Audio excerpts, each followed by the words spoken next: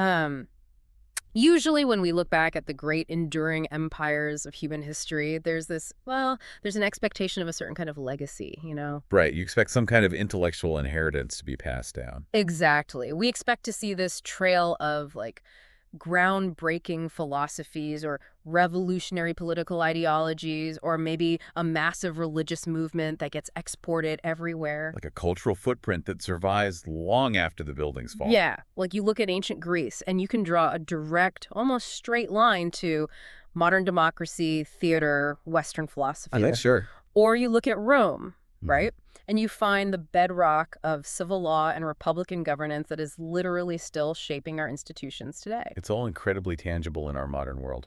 But then you turn your attention to ancient Egypt, and here is a civilization that survived for an absolutely staggering 3,000 years. Which is just a totally mind-boggling amount of time. It really is. And suddenly that entire expectation we just talked about is completely turned on its head. Yeah, it's one of the most fascinating paradoxes in the entire historical record, honestly. Because we're looking at a society that marshaled the resources to build the most colossal physical monuments in human history, yet they left behind almost no exportable philosophical or religious ideas. It's so true. And our Yeah. primary source for exploring this deep dive today is a really fascinating excerpt from the 6th edition of The Penguin History of the World by J.M. Roberts and Odd Arnwestad. Right, which is a fantastic book, by the way. It is. And to just grasp the scale of what we're talking about today, you really only need to look at the cover of this book. Oh yeah, the cover art is striking. It features this sprawling, almost chaotic painting of the Tower of Babel. Mm-hmm. And the image depicts this massive, almost impossible architectural ambition reaching up into the clouds.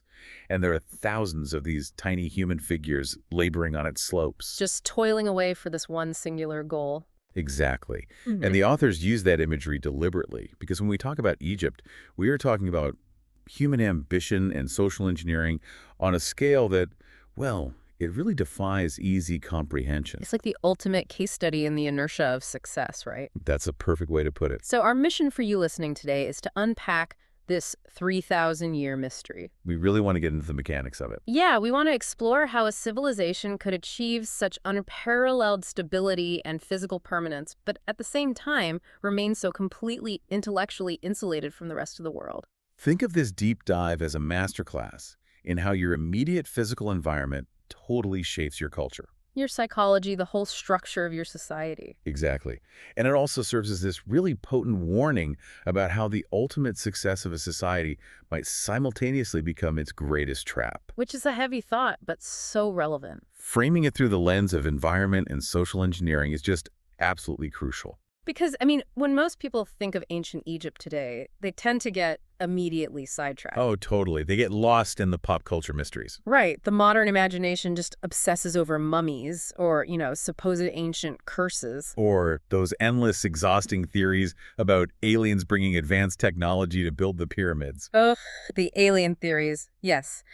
But the actual history of their bureaucratic, environmental, and social systems is honestly far more mind-blowing than any science fiction story. It really is. The reality of how they organize human beings and manage natural resources is the real puzzle here. So to solve that puzzle, we cannot start by looking at the shiny gold death masks. No, that's way too late in the process. Right, or the complex mythology of the pharaohs. We have to start much, much closer to the ground. We start with the mud. Literally the mud, specifically the mud of the Nile River. Yeah. So let's unpack the geography first, because if you look at a topographical map of ancient Egypt, it is not a sprawling, multi-directional landmass like you see with, say, the Roman Empire. Or the Persian Empire, yeah. Mhm. It's incredibly specific and restricted. It's essentially this 600-mile-long, incredibly narrow marsh. Just a straggling oasis, really. Yeah, sometimes only a few miles wide. And it's flanked on both sides by absolutely unforgiving, hostile deserts. And that geographical anomaly is literally the engine of their entire civilization. Because you can't live in the desert. Exactly. But to understand how people ended up so densely concentrated in this narrow strip, we have to rewind a bit. We have to go back to before 4000 BC. Okay, let's set the scene. What did it look like then? Well, at that time, North Africa looked very, very different. The area we now know as the Sahara was actually a savanna. Wait, really? A savanna? Like Yeah. with grasslands? Yeah, exactly. It supported nomadic pastoralists and early hunter-gatherers. It was quite habitable. Wow, I didn't realize that. But then this massive climatic shift occurred. Severe desiccation set in across the whole region. So it just dried up. Completely. The rain stopped falling, the vegetation died off, and sand just drifted in from the deserts, drying up the surrounding plains. That sounds terrifying. It was. This brutal climate change literally forced those scattered prehistoric populations to migrate directly down into the floodplains of the Nile River. Just as a matter of pure survival. Pure survival. They had nowhere else to go. So they bring these elementary agricultural techniques with them into the valley, and suddenly they are working this incredibly rich soil. Which is perfectly suited for farming. Right. And this migration creates a massive agricultural boom and a resulting population explosion. And the source text points out a really crucial detail here that we shouldn't overlook. What's that? They achieved this critical mass without needing a massive push or stimulus from the outside. Oh, interesting. Yeah, there were trade contacts with Mesopotamia, certainly. But Egypt had the environmental potential to ignite its civilization all on its own. Just because of the unique mechanics of this river. Exactly.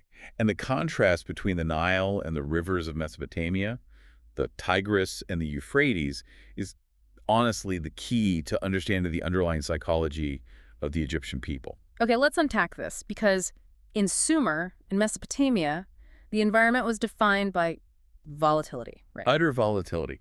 The Tigris and Euphrates are fed by snowmelt from the Zagros Mountains. So their flooding was violent. Violent, unpredictable, and highly destructive. A sudden surge could literally sweep away entire villages. It could drown crops and ruin a year's worth of labor in a single afternoon. Yes. The people living there were engaged in this constant, terrifying struggle to basically make land out of a watery waste. It makes me think of the modern economy, honestly. How so? Well, the Mesopotamian environment was basically like trying to survive in a high-stress gig economy where the rules change every single day. Oh, that's a great analogy. Right, like you could do everything right, work incredibly hard, and still have your entire livelihood violently collapse tomorrow with zero warning. Just because of forces entirely out of your control. Exactly. You would be constantly anxious, constantly looking over your shoulder. But the Egyptian Nile operated in a completely different paradigm. Yeah. The Nile was like having a guaranteed, incredibly generous, universal basic income. Yes, because the mechanics of the Nile's flooding were remarkably benevolent. Right? Very benevolent. Right. The river is fed by the monsoon rains in the Ethiopian highlands and the steady outflow of Lake Victoria. So it's not a sudden violent snowmelt. No, not at all. This meant that every single year, almost to the day, the Nile would slowly and predictably swell. It didn't rage and destroy. It just gently spilled over its banks, soaking the floodplains and depositing this thick layer of incredibly fertile black silt. And when the waters receded, the farmers were just left with perfectly primed, nutrient-rich mud. Ready for planting. It was like clockwork. So if you are an ancient farmer living in that reality, how does that fundamentally alter your society's underlying psychology? Well, it creates a worldview defined by profound optimism and stability. Because you aren't terrified of tomorrow. Exactly. Consider the theological implications of that. In Mesopotamia, the gods were viewed as angry, capricious forces. Right. The mythology there is filled with stories of gods sending floods just because humanity was being too noisy. Literally because humans were keeping them awake. Religion there was all about fear and appeasement. You prayed just to survive the gods. But in Egypt, the river was a benevolent deity. Yes, the gods weren't angry. They were the managers of a reliable, beautiful cosmic rhythm. The Nile's endless, reliable cycle instilled this deep-seated belief that the universe was orderly and inherently good. It taught them that tomorrow will be exactly like today, and next year will be exactly like this year. For you listening, pause and consider how much of our own modern worldview, our daily anxieties, our cultural neuroses, how we plan for our retirement or fear the future, is subtly dictated by the predictability of our immediate environment. It's a really profound thought. If you live in a world where your most basic needs are consistently met without chaos, your entire philosophy of life shifts from mere survival to permanence. And this predictable environment didn't just shape their theology either. What else did it change? It fundamentally altered how they organized human power. Oh. Politically. Right. Because the Egyptians didn't have to constantly war with neighboring settlements over scarce, unpredictable resources, which was the case in Mesopotamia. They developed a political structure totally alien to the rest of the ancient world. Okay, lay that out for us. Because Mesopotamia's civilization grew out of city-states, right? Yes, Yeah. and these city-states were essentially walled fortresses constantly fighting each other over water rights, And their kings were basically warlords. deputized by the city to lead them in battle, exactly. But Egypt skipped the city-state phase entirely. Completely bypassed it. Because the Nile was one long, continuous, reliable resource, the agricultural communities along its banks just naturally coalesced. Yeah. The history books tell us that around 3200 BC, a king named Medes, sometimes he's identified as Narmer, conquered the north.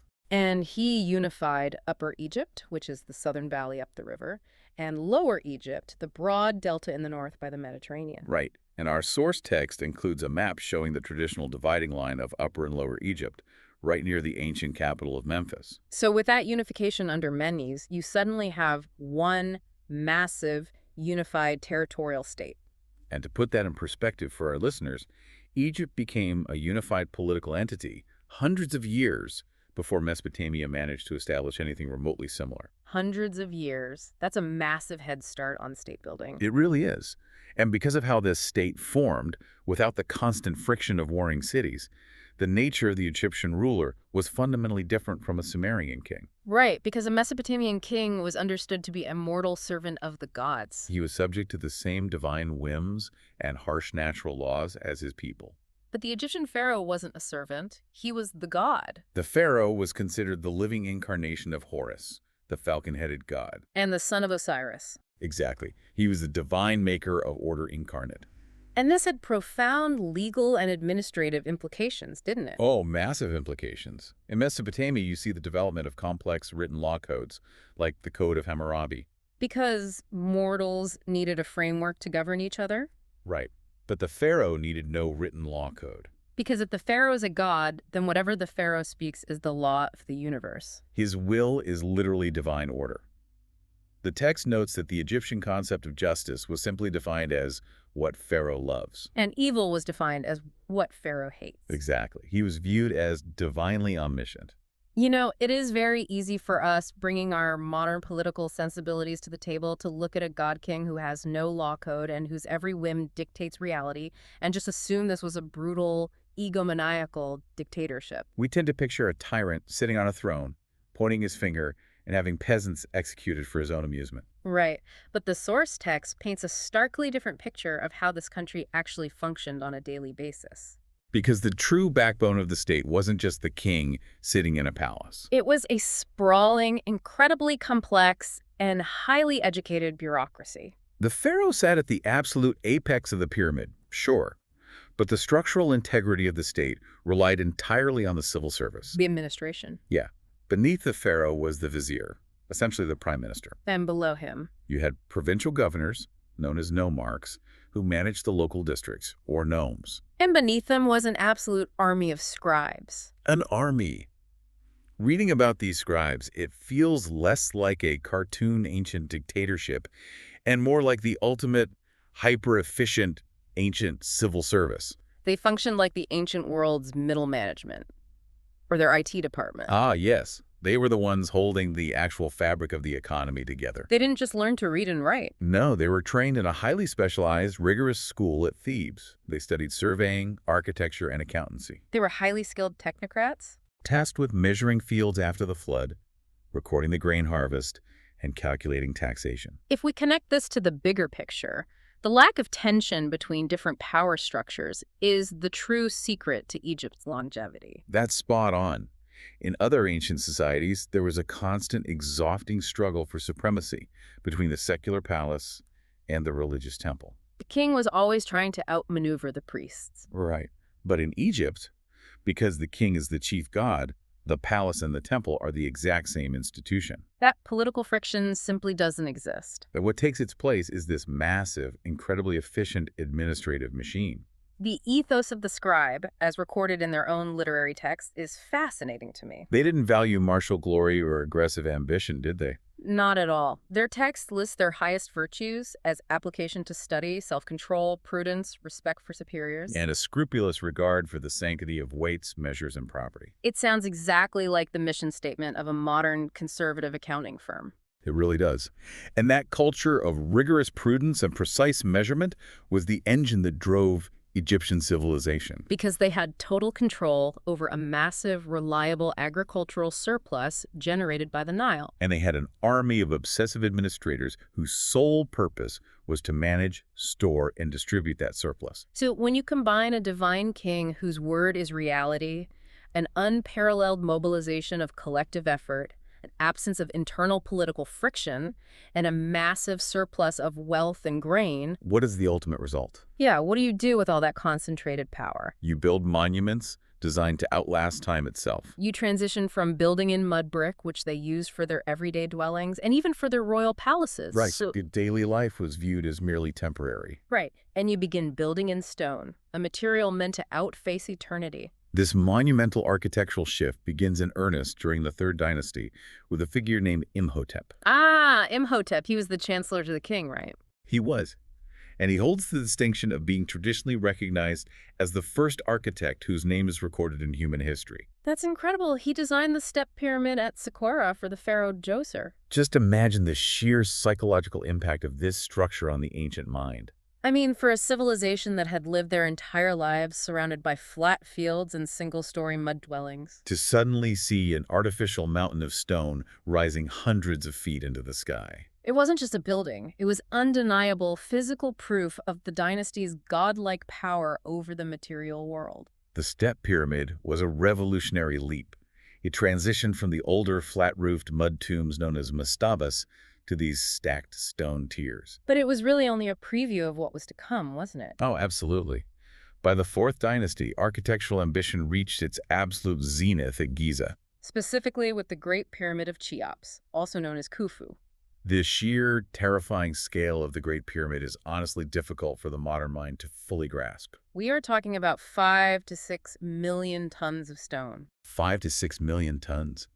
And some of the granite blocks used in the king's chamber weighed up to 15 tons each. And they weren't quarried locally? No, they were hauled from quarries in Aswan up to 500 miles away down the Nile. 500 miles. The logistics of that transportation alone are staggering. The construction took an estimated 20 years. And while the ancient Greek historian Herodotus claimed it was built by 100,000 brutalized slaves, Modern archaeology suggests a totally different reality. the workforce consisted of many thousands of organized, highly skilled laborers and peasant conscripts. And these conscripts worked on the pyramids during the inundation season, the months when the Nile was flooded and farming was physically impossible. So it was basically a form of taxation paid through labor. Exactly. And the precision they achieved is mind-boggling. How precise are we talking? Well, the base sides of the Great Pyramid are 750 feet long, and they vary from each other by less than 8 inches. Wow. That is a variance of about 0.09%. Yeah, and here's where it gets really interesting. Because of that insane level of precision, modern society has developed a deep obsession with finding some supernatural or hyper-advanced mathematical significance in the pyramids. Oh, completely. People look at that 0.09% variance and instantly conclude that the Egyptians must have possessed advanced theoretical math. They theorize that the builders knew the exact circumference of the Earth, or that they possessed lost, hyper-advanced technology. Why are we so desperate to inject magic or aliens into this achievement? It stems from a very human cognitive bias, I think. We look at a monumental, flawless achievement, and we assume the underlying knowledge or technology must be equally complex and mysterious. We struggle to accept that simple tools and basic concepts, when scaled up by massive human effort, can create such grandeur. Exactly. And the source text is very explicit about this, and it ruthlessly debunks the secret math myth. The Egyptians were emphatically not advanced theoretical mathematicians. Modern mathematicians actually consider their theoretical achievements to be incredibly rudimentary. The Babylonians left them completely in the dust when it came to abstract algebra and complex equations. To understand why, you just have to look at how they handled numbers. Right, they used a very basic decimal numeration system. But their handling of fractions was incredibly cumbersome, wasn't it? Highly cumbersome. They only used what we call unit fractions, fractions where the numerator is always 1. Okay, so if an Egyptian architect or scribe wanted to write the equivalent of 3/4, They couldn't just write a 3 over a 4. They had to calculate and write it as 1/2 plus 1/4. try doing advanced theoretical physics or complex algebra, when every single fraction has to be broken down into a string of 1 over something equations. It's an incredibly clunky system for abstract thought. But it works perfectly fine if your only goal is to figure out how to divide 10 loaves of bread among 15 workers. Exactly. So what the pyramids actually represent is not a triumph of theoretical mathematics, but an absolute masterpiece of project management. And mensuration, right? Which Yeah. is the practical geometry of measuring areas and volumes. Yes, and sheer logistics. I mean, how did they move massive stones without pulleys, winches, or block and tackle systems? They used wooden sleds dragged over sand, moistened with water to reduce friction. They used basic wooden levers, massive ramps constructed of earth and rubble, and the coordinated muscle of thousands upon thousands of highly organized men. It is a testament to social engineering, not secret physics. It was about an unprecedented concentration of human labor directed by those obsessive, prudent scribes. I think that is an incredibly powerful takeaway for you listening. How so? Well, we so often overcomplicate success in our own modern lives. We convince ourselves that to achieve something world-changing, we need a secret formula, a massive technological breakthrough, or some hidden genius. Right, we want a shortcut. But sometimes massive achievements aren't about secret math at all. They're simply about unparalleled discipline, organization, and the slow, relentless aggregation of basic skills over a long period of time. It is the ultimate triumph of routine and administration. However, we also have to ask why they marshaled all this labor. Why spend 20 years moving millions of tons of rock? These structures weren't just vanity projects for kings who wanted their names remembered. In the Egyptian worldview, they were highly functional machines, Vehicles meticulously designed for a very specific practical purpose. successfully navigating the afterlife. And to understand how a stone pyramid helps you navigate the afterlife, we have to look closely at their religion.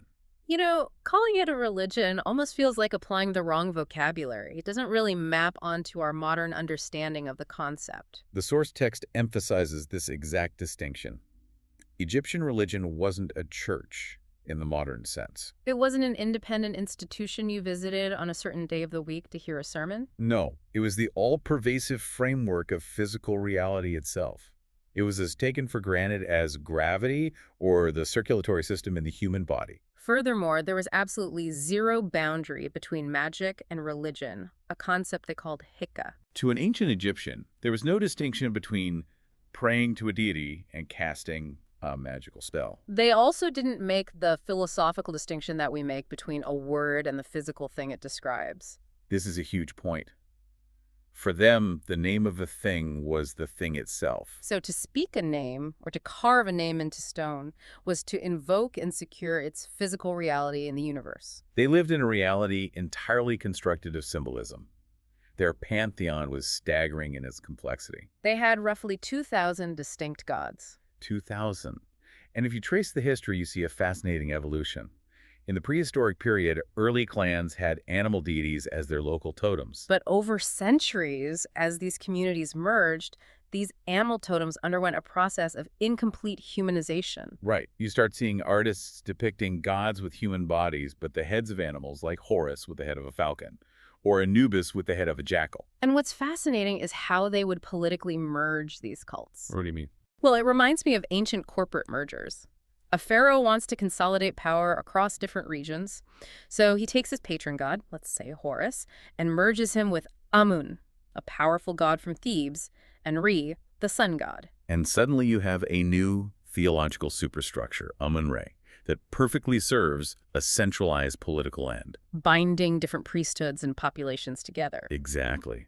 But despite all this complex political maneuvering with the pantheon, the core focus of Egyptian spiritual life was singular: the afterlife. But their conception of what happened after death was completely different from their neighbors, right? Utterly different.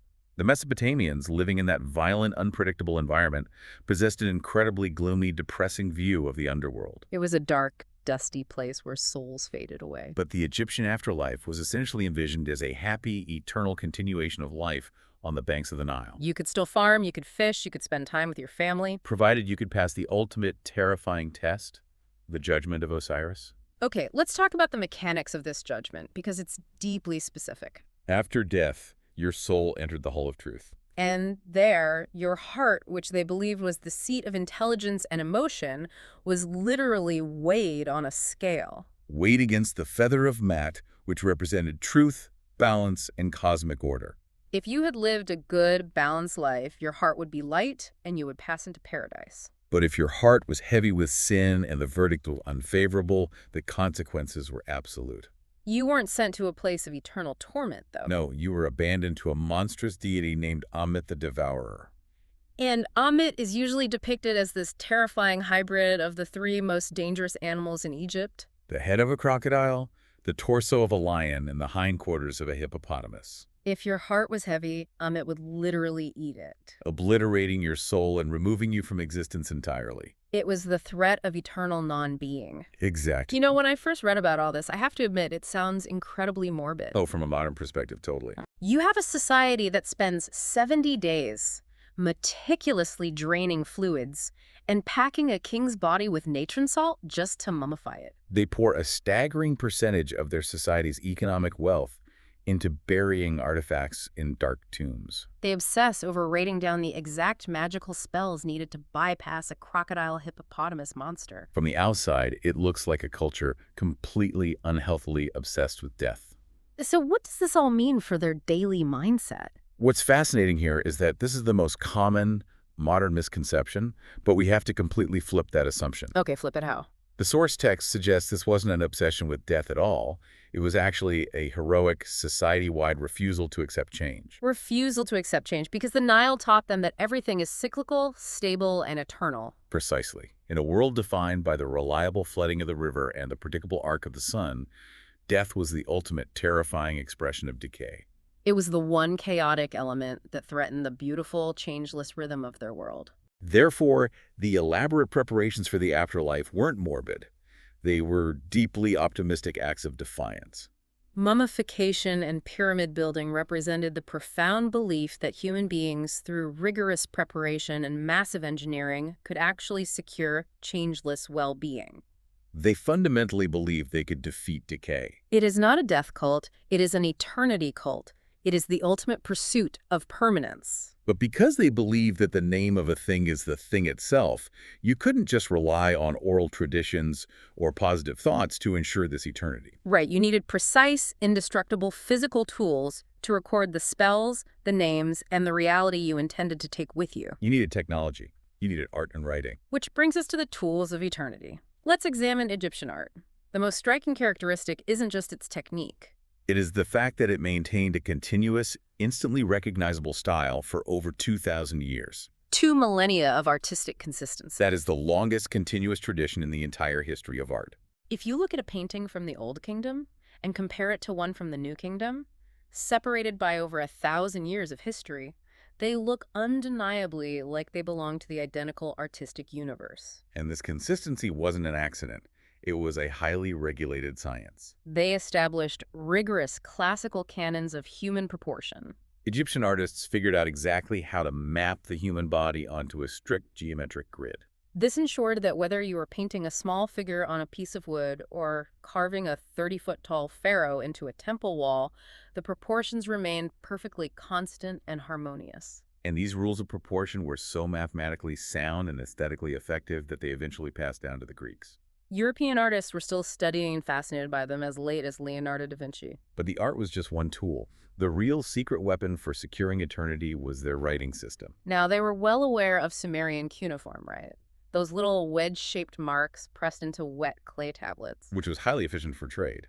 But the Egyptians deliberately rejected it. Instead, they invented their own system, hieroglyphs. Hieroglyphs were deeply decorative, utilizing beautiful, lifelike little pictures of birds, eyes, and reeds. But they were also significantly harder to master than cuneiform. Because they were a complex mix of phonetic sounds and ideograms. And that difficulty was a feature, not a bug.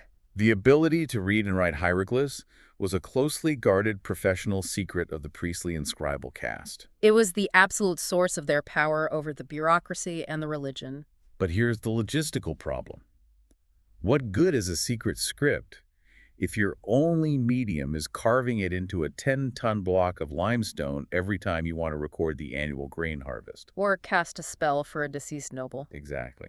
This is where Egyptian pragmatism and technological innovation shine. As early as the First Dynasty, they solved the data storage problem by inventing papyrus. They took the stalks of the papyrus plant, which grew abundantly in the Nile marshes, sliced the inner pith into thin strips, laid them crisscross over each other, and pounded them together. The natural sap in the plant acted as a glue, creating a strong, homogeneous, flexible sheet. I look at the invention of papyrus the way we look at the invention of the smartphone or the internet. It really was a massive, revolutionary leap in the portability of data. Before papyrus, in Mesopotamia, if you wanted to send a letter or record a transaction, you were lugging around heavy, fragile, baked clay tablets. Papyrus is lightweight. You can paste multiple sheets together to invent the continuous scroll or roll. Suddenly, massive amounts of data can travel anywhere, quickly and easily. It is arguably Egypt's greatest tangible gift to humanity. Now, it is true that they kept their literacy rates extremely low, perhaps less than 1% of the population. So papyrus didn't democratize information within their own society. No, but think about the long-term historical impact. Centuries later, all that brilliant Greek and Roman philosophy, the science, the plays, the histories, A huge proportion of it only survived to reach us because it was written down, copied, and preserved on Egyptian papyrus. in fact, our modern word paper derives directly from the word papyrus. It's an incredible technological legacy, but the source text makes a really interesting distinction here. What's that? While the physical technology of papyrus traveled and changed the world, Egyptian ideas and Egyptian art never successfully took root anywhere else. No, their culture was fiercely insular. Egyptian monuments continuously fascinated other cultures, sure. Greeks and Romans traveled there as ancient tourists and marveled at the pyramids. But when foreigners tried to adopt the Egyptian style, it always ended up looking superficial. It became exotic decoration, a sphinx carved onto a piece of Roman furniture here, an obelisk dragged back to a European plaza there. Or, as the authors jokingly note, the fad of building Egyptian-themed cinemas in the 1920s following the discovery of King Tut's tomb. Right. It was never an integrated, living artistic movement outside of the Nile Valley. It belonged entirely to its specific environment. This hyper-practical, highly guarded approach to knowledge where every innovation serves a specific functional purpose. It extended perfectly into how they managed the human body in the physical world. Let's explore their science and medicine. Yes, their approach to astronomy perfectly encapsulates their pragmatism. Later generations, particularly the Greeks, credited the Egyptians with being great astronomers. But the reality is that their theoretical astronomy was actually quite rudimentary. Once again falling far behind the Babylonians, who were calculating complex planetary movement. They weren't sitting around contemplating the cosmos for the sake of abstract philosophical knowledge. They didn't care about the physics of the stars. But what they did do was observe the stars just enough to solve a very practical problem, forecasting the rise of the Nile. They noticed that the annual flood coincided with the heliacal rising of the star Sirius. And out of that single crucial observation, they created a system we literally still use every single day. They invented the 365 and a quarter day solar calendar. It was a brilliantly rational system based on observation. They divided the year into 12 months, each consisting of 3 weeks of 10 days. That gives you 360 days. Then, they simply tacked on 5 extra days at the end of the year to celebrate the birthdays of the gods. It was such a beautifully rational decimal-based system that millennia later, during the French Revolution in 1793, the revolutionaries actually tried to revive that exact structure. 3 10-day weeks per month to replace the Christian Gregorian calendar. Wild, right? And the Egyptians based their 3 seasons entirely on the physical reality of the river. The Ket, the inundation or flood. Peret, the emergence of the land and planting. And Shemu, the harvest during the intense heat. Everything was tied to the physical reality of water. They even invented the water clock to measure time at night when sundials were useless. That practical empiricism is nowhere more evident than in their medical practices. By 1000 BC, Egyptian medical preeminence was internationally recognized. Rulers from other empires would specifically request Egyptian physicians be sent to their courts. Now, we established earlier that they didn't separate magic from religion, so their medical practice must have been this wild, fascinating mix of chanting magical incantations and empirical observation. Exactly. They have provided us with some of our oldest surviving medical treatises, such as the Edwin Smith Papyrus, which details surgical treatments for trauma. And the Ebers Papyrus, right. Much of our early knowledge of drugs and materia medica was established by them. They carefully recorded which plants and minerals affected the body. This knowledge was eventually passed down through the Greeks to medieval Europe. They initiated the use of remedies as enduring as castor oil and understood how to splint broken bones and stitch wounds. The physical evidence left behind is incredible. Because they mummified so many bodies across different social strata, modern paleopathologists have been able to run CT scans and examine their tissues, And the source text notes that there are virtually no instances of cancer or rickets found in the mummies. which is an amazing testament to their diet and environment. However, it wasn't a flawless paradise. The mummies show they suffered heavily from schistosomiasis. Can you explain the mechanism of schistosomiasis for us? Sure. It is a debilitating disease caused by parasitic flatworms or blood flukes that live in freshwater snails. And because the Egyptian agricultural system required farmers to constantly wade barefoot in the warm, slow-moving floodwaters of the Nile. These tiny flukes would burrow directly into their skin, travel through the bloodstream, and lodge in the internal organs, causing chronic, exhausting illness. It is a stark reminder of the biological cost of their environment. Tragically, it is actually still a health issue in parts of the Nile today. Wow. On a different medical note, there is also medical documentation showing they understood and utilized rudimentary contraceptive techniques, Using mixtures of honey, acacia leaves, and lint. which is a striking level of bodily autonomy for a society so ancient. And that transitions us into one of the most surprising and often overlooked aspects of Egyptian daily life. When we think of antiquity, we generally assume women had little to no rights, that they were treated strictly as property across the board from Rome to Babylon. But the historical record indicates that Egyptian women enjoyed a shockingly high legal and social status compared to the rest of the ancient Middle East. The evidence for this is robust and multi-layered. It's not just visible in the art, where noble couples are often depicted with a tender intimacy, suggesting emotional equality. There was real structural legal power. Women in well-off circles could inherit, manage, and dispose of private property. They could initiate divorce, and their legal rights in court were substantial.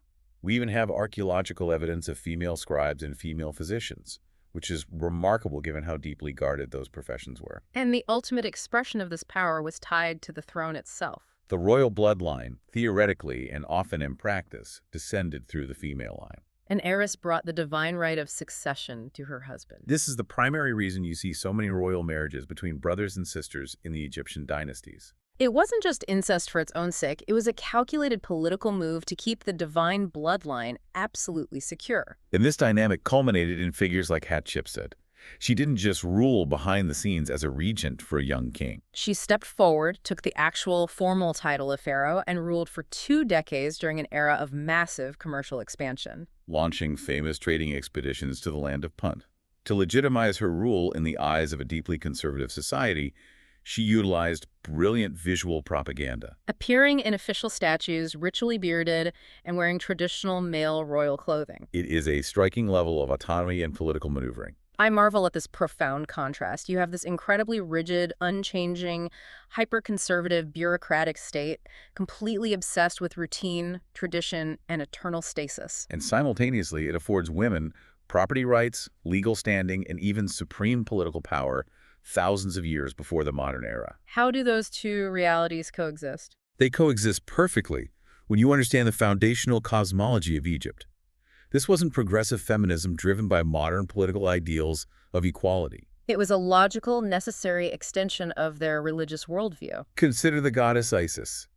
She was the mother goddess of creation, the wife who resurrected Osiris. She was so powerful and enduring in the ancient world that her iconography, specifically the image of the Divine Mother tenderly holding the infant Horus, was later adopted and directly influenced the Christian visual imagery of the Virgin Mary holding the infant Jesus. That is a massive cultural export. In the Egyptian mind, the feminine principle wasn't a secondary subservient element.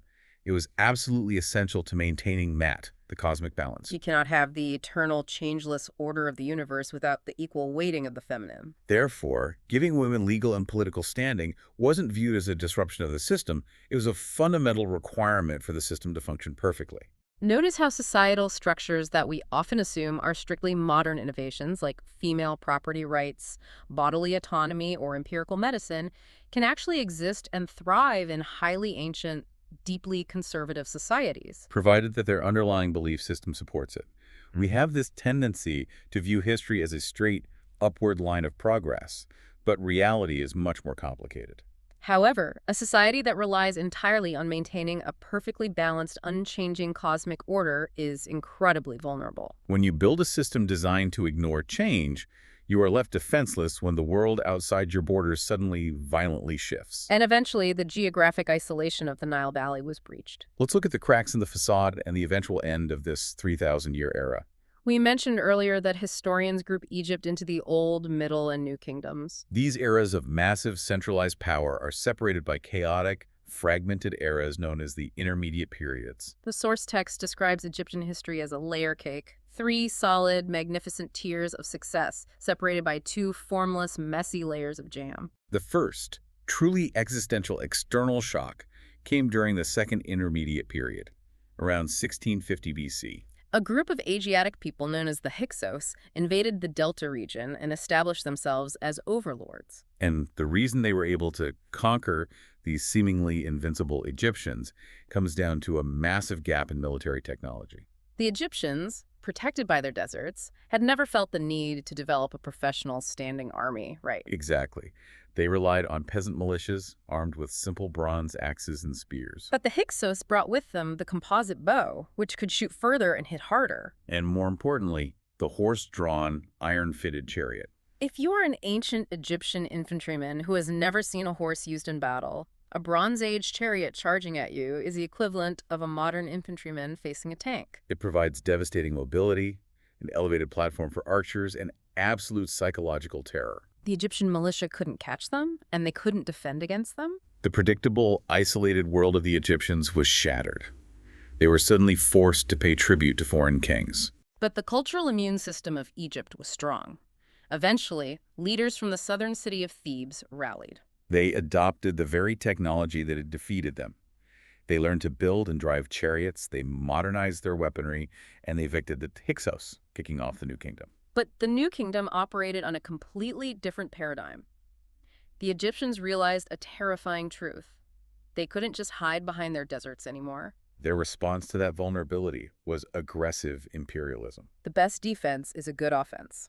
You see pharaohs like Thutmose III conducting massive military campaigns, expanding the Egyptian empire north through the Levant, all the way to the Euphrates River in modern-day Syria. They are no longer isolationists. They are taking slaves, demanding vast amounts of tribute, and marrying Asiatic princesses to secure complex political alliances. They are forced to engage in the messy, shifting geopolitics of the broader Middle East. But while they were projecting unprecedented power outward, a massive internal fracture occurred. This brings us to one of the most fascinating and disruptive figures in all of human history, Amenhotep IV, who later changed his name to Akhenaten. The heretic king. In 1379 BC, at the absolute glittering height of Egypt's imperial wealth and prestige, Akhenaten decides to fundamentally upend the one single thing that had kept Egyptian society stable for almost 2 millennia, the religion. He attempts a top-down, massive religious revolution.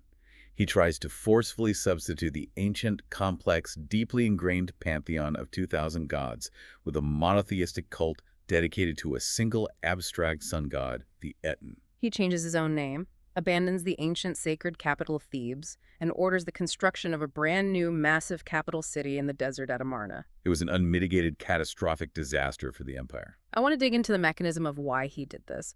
We often look back at Akhenaten and frame him through a romantic, modern lens. We picture him as this tragic, visionary genius, perhaps the world's first true monotheist. A man way ahead of his time, trying to pull his superstitious people into a more enlightened philosophical age. But was he truly a religious visionary? Or was he just a ruthless politician executing a massive power grab against the incredibly wealthy priests of Amun-Re? The historical reality, as is often the case, is likely a complex synthesis of both. There is no doubt, based on the poetry and art of the Amarna period, that he possessed a deep, obsessive personal piety toward the Aten. The art style of his reign completely shifts from the rigid, idealized grids to more naturalistic, almost strange depictions of the royal family. However, politically, the mechanism of his revolution is undeniable. Over the centuries, the priests of Amun-Re in Thebes had amassed staggering wealth. They controlled vast agricultural estates, granaries, and immense political influence. They rivaled and sometimes threatened the absolute authority of the pharaoh. By declaring that there was only one god, and more importantly that Akhenaten himself was the sole intermediary who could communicate with that god, he effectively fired the entire priesthood of Amun-Re. He cut them out of the economic and political loop entirely, centralizing all spiritual, physical, and economic authority squarely back into his own hands. It was a brilliant political maneuver in theory, but the societal immune system rejected it violently. Completely. The religious conservatism of the Egyptian people was simply too deep. You cannot erase 2,000 years of profound, daily magical practice with a royal decree. The populace felt entirely abandoned. Furthermore, because Akhenaten was so obsessed with building his new city and composing hymns to the Aten, he neglected foreign policy. The revolution crippled the empire internally, just as severe external pressure from the aggressive Hittite Empire was peaking in the north. While Akhenaten focused on his religion, Egypt lost its northern dependencies. Its sphere's influence crumbled, and its gold flowed out. The experiment was such a spectacular failure that immediately after his death, his successor, who was also his son-in-law, was forced to completely reverse course. The new king had to change his own name to publicly mark the end of the heresy. He changed his name from Tutankhaten to Tutankhamun, definitively restoring the old, comfortable cult of Amun. And the historical irony here is incredible. As a reward for restoring the old gods and handing power back to the priests, this young king receives a magnificent unlooted burial in the Valley of the Ganges. That accident of preservation makes Tutankhamun the most famous pharaoh in the modern world, despite the fact that he had a relatively short, heavily manipulated, and politically unremarkable reign. The system reset itself, but the damage was done. Even with the old gods restored and the bureaucracy humming again, the long, slow decline accelerates. The world was changing too fast for a society built on stasis. A few generations later, you see the arrival of the mysterious Sea Peoples. We hear that term a lot in ancient history. Who exactly were the Sea Peoples, and why were they so devastating? They weren't a single nation, but likely a massive confederation of displaced Mediterranean populations, possibly from the Aegean, Anatolia, and southern Europe. Driven by famine, climate shifts, or the collapse of other empires, they became highly aggressive seaborne raiders. They brought with them new tactics and iron weapons that sliced through the established Bronze Age armies. They disrupted the vital international trade networks that Egypt relied on for timber and copper. Egypt managed to fend them off, primarily under Ramses III, but the effort completely exhausted the state's treasury and manpower. And the internal stability finally shatters. You have organized labor strikes by the tomb builders because they aren't getting their grain rations. You have catastrophic economic inflation. You have the sacrilegious, desperate looting of the royal tombs by the very people employed to protect them. And most shockingly, you have harem conspiracies. Ramses III, the man who saved Egypt from the Sea Peoples, was actually murdered in a complex plot orchestrated by one of his minor wives to put her son on the throne. We have the surviving judicial papyrus detailing the trials and executions of the conspirators. Eventually, the central authority disintegrates. The pharaoh is reduced to little more than a prisoner in his own palace, while regional warlords and high priests carve up the country. The era of unquestioned native Egyptian power dies, and they are subsequently conquered by the Nubians, the Assyrians, the Persians, the Greeks, and finally the Romans. As we survey the ruins of this 3,000-year empire, we are faced with the brutal yet fascinating assessment provided by the authors of our source text. They present the thesis of sterility versus survival. It's a profound critique. The authors point out that despite marshaling colossal natural resources, despite producing physical craftsmanship of exquisite, breathtaking quality, and having a highly literate, educated elite managing the economy, the ultimate creative quality of Egyptian civilization miscarried. They write that it is difficult not to sense an ultimate sterility and nothingness at the heart of this glittering tortoise. When the empire finally fell, they had no philosophical breakthroughs to share. They had no profound religious ideas comparable to the ethical monotheism of the Jews or the rational philosophy of the Greeks to give to the rest of the world. They poured unparalleled genius, limitless wealth, and millions of hours of human labor into creating what are, ultimately, just the greatest tombstones the world has ever seen. Yet we cannot ignore the other side of the scale. They survived. They endured as a continuous, recognizable culture for 3,000 years. They bounced back from multiple societal collapses. In a chaotic, violent, ancient world, they engineered a system that provided stability, food, and a reassuring cosmic continuity for over 100 generations of human beings. So the ultimate question becomes, is the lack of a philosophical, intellectual legacy a failure of imagination? Or is their sheer biological and political survival the ultimate success story of human history? That tension brings us to the end of our journey today. We have traced the incredible story of ancient Egypt, beginning with the benevolent, predictable mud of the Nile that shaped their optimistic worldview and allowed for the creation of the God King, bypassing the chaos of warring city-states. We unpacked the logistical miracles of the pyramids, demonstrating how they were achieved through rigorous project management, basic unit fractions, and massive social engineering, rather than secret mathematical magic. We explored their deeply functional, eternity-obsessed religion where the name was the thing itself. We looked at their brilliant invention of papyrus, the surprisingly progressive legal status and political power of their women, and finally, the internal stagnation and external military pressures that caused this perfectly adapted system to eventually collapse. It leaves us with a final thought to mull over, building on this idea of the inertia of success. Ancient Egypt designed a cultural system so perfectly adapted to its specific environment that it never felt the genuine need to innovate its core ideas, only to endlessly perfect its physical monuments. It asks us a really profound question of us today, both as individuals navigating our careers and as a modern society. When we achieve stability, when we reach a level of comfort and success, how do we use that security? Do we use it as a safe foundation to innovate, to take intellectual risks, and to generate new ideas for an unpredictable future? Or do we just start building increasingly elaborate technological tombstones to celebrate how great we already are?